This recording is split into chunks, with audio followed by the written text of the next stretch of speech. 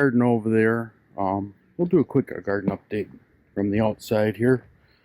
So what we got going on here is here's the cucumbers, which are exploding in the heat. I'm doing very well. I've got a lot of flowers, as you can see on the bottom there. But they are going up the cattle panel / fencing pretty good. Here's some tomatoes, these first ones. So here's the tomato plants growing. They're growing very well. I'm trying to single stem them. I see I've missed a couple. So I'll get some scissors out because I want to start using some type of clipper, because I've just been ripping them off by hand and it kind of leaves an unsightly wound on the plant.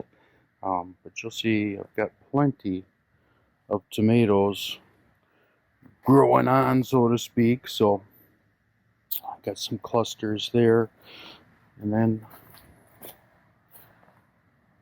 couple of weaker plants, so I don't know if something's wrong with the soil right there.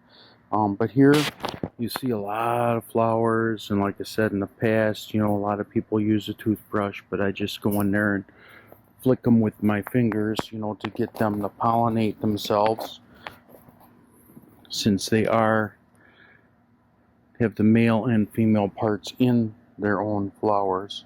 And then I don't know, you know, it might not be for this area here, but this variety of cucumber is not doing as well as the other variety of cucumber.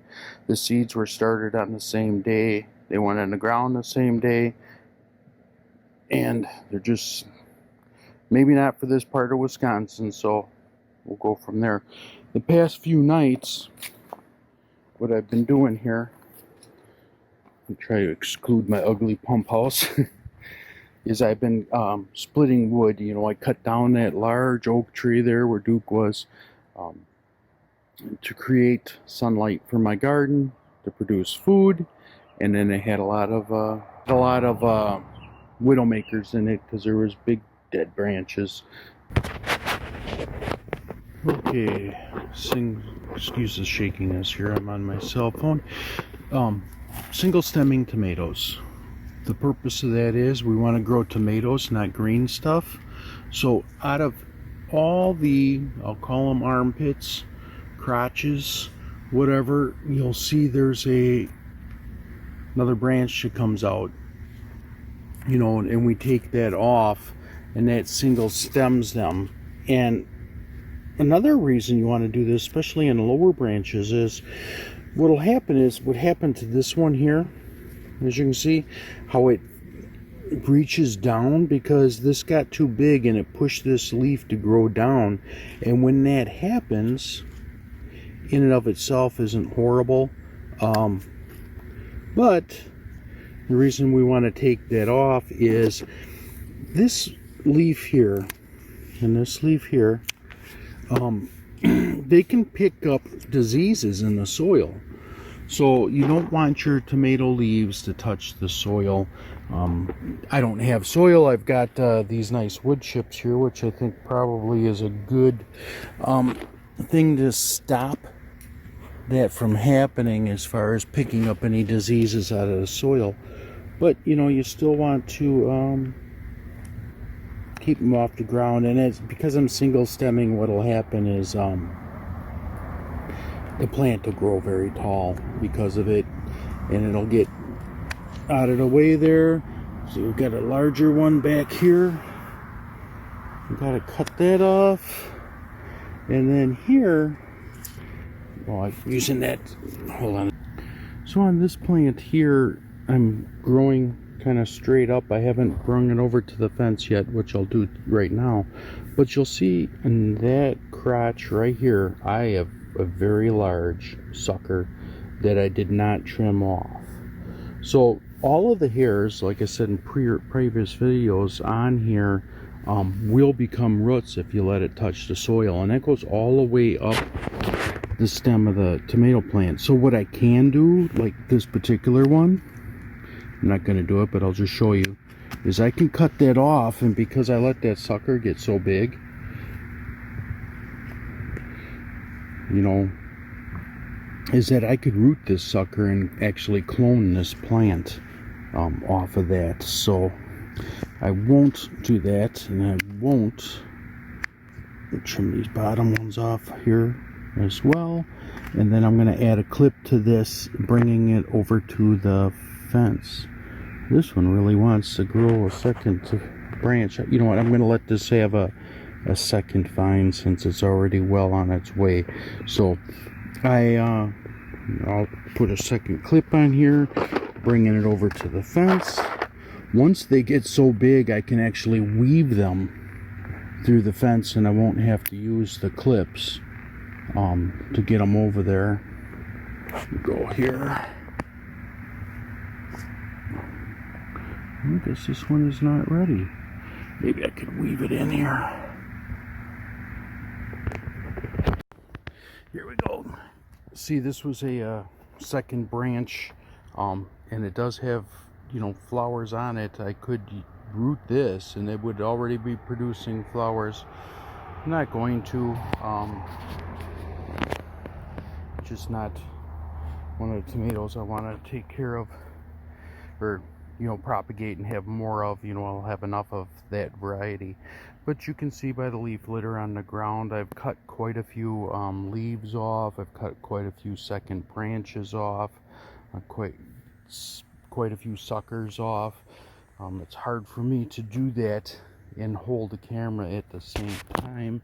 You know, here, you know, are a couple of nice large, you know, second growth ones that would have could become plants.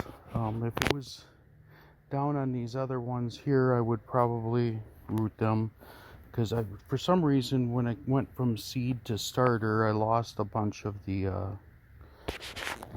ones I wanted, which are the San Marzanos. So I only have 5 of the San Marzano plants. I want those because they're meatier tomatoes and I could do more with the fruit. Real quick, you know, here's the good cucumbers, you know, which, you know, this one here is already thigh high to me, so that's going well. Got them trained over to the fence, so now they'll climb up on the fence themselves. So what I've had problems with in the past is on cucumbers is powdery mildew, which once again, you know, all has to do with airflow and moisture. So being in Wisconsin, it's kind of humid here. So what I'll do is probably next week is I'll come back in and I'll start to trim the leaves off the lower portions of the plants here, and thin it out a little bit, and that'll help create more airflow. And then, as I said in the past, you know, with the tomatoes, you know, we want to grow fruit, not leaves. So we tend to keep them back, trim back a little bit. The peppers are doing extremely well. I mean, some of these are like my upper shin, excuse me, as far as height goes. And you know, I said it in a prior video, these are probably the best pepper plants that I've had. What I did was, when I grew them, started the seeds, you know, I had them on heat mats, and I actually kept them in the house a couple weeks longer than the tomato plants, and kept them on the heat mats. And you know, it really helped with their growth to this point. Everything's really starting to take off. You know, you'll have a plant here or there that's a struggler, but you know, otherwise, you know, things are really progressing well. Brussels sprouts, good plants. And then here down by the cabbages, you know, this particular green cabbage, which is a Copenhagen variety, is doing extremely well. I'll probably make some homemade sauerkraut. We'll go through that when the time comes, you know, that'll help me preserve it for another day. So that's it for today's update, and we'll see you soon. Like, subscribe, and share if you like the content, and we'll keep it coming.